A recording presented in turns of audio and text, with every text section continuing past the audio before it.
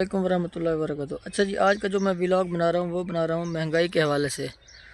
हमारे वज़ीर आज़म साहब कल तकरीर कर रहे थे कि पाकिस्तान के अंदर महंगाई की जो शरह है वो 2.8% हो गई है और पिछले 9 सालों की कम तरीन सतह पे महंगाई आ गई है। तो हमारे वज़ीर आज़म साहब, एक तो मैं दिली तौर पर उन्हें बहुत अच्छा जानता हूँ क्योंकि एक सादा लो इंसान है और बहुत ही नरम दिल इंसान है।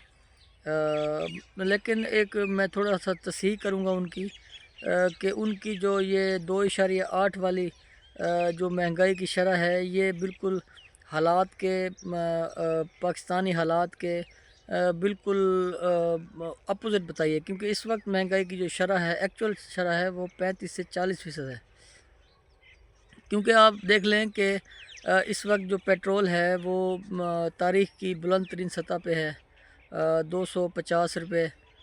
आपका जो डीज़ल है वो 260 रुपये। आपका जो गैस है वो 2016 या 2018 से इस वक्त 300 से 400 गुना महंगी है।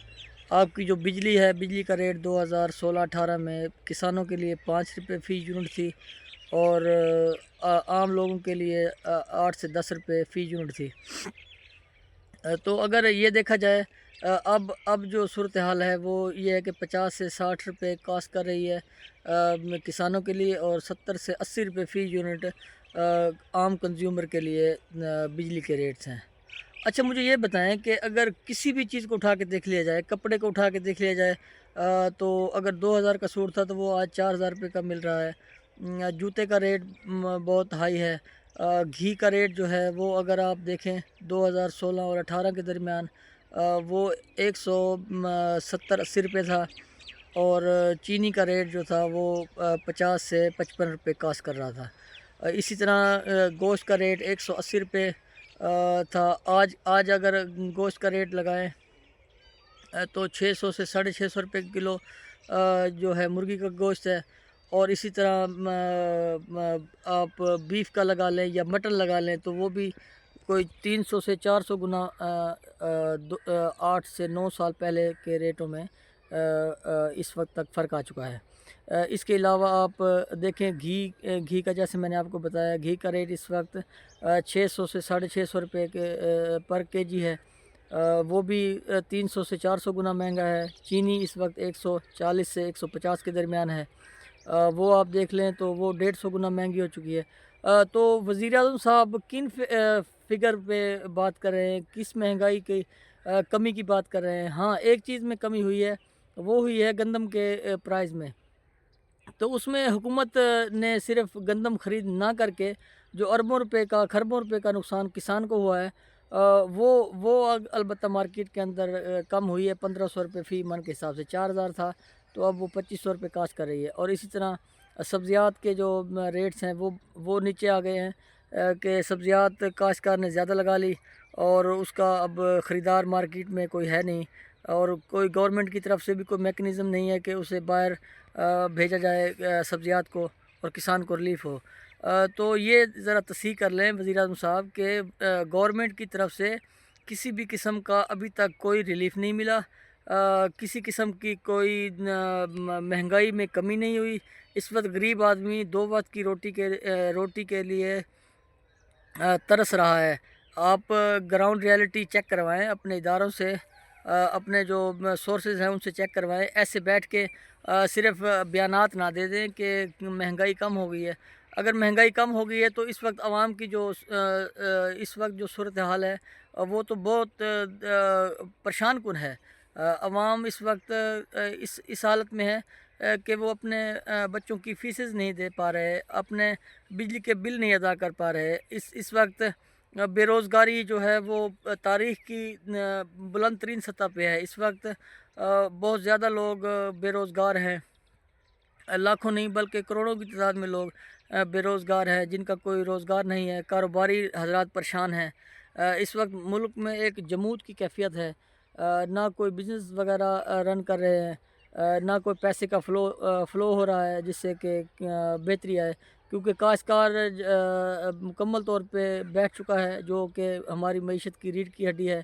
فیکٹریاں بند ہو چکی ہیں۔ آپ یہ دیکھیں کہ کسی بھی شعبے میں کوئی بہتری اگر ہو تو مجھے بتائیں۔ اور مہنگائی کے حوالے سے جو وزیر اعظم صاحب کے جو دعوے ہیں وہ بالکل یکسر غلط ہیں۔ انہیں دوبارہ سے اس کو چیک کروانا چاہیے کہ اس وقت عوام کی کیا صورتحال ہے۔ عوام کی صورتحال بہت ہی کمزور ہے، اور مہنگائی کی جو شرح ہے وہ 35 سے 40% ہے اس وقت۔ ہر چیز مہنگی ہے، ہر چیز مہنگی ہے۔ اس لیے مہربانی کر کے جو بھی آپ کو فگر دے رہے ہیں ان پہ دوبارہ ان کو چیک کروائیں۔ اس وقت عوام کی جو صورتحال ہے وہ بہت خراب ہے۔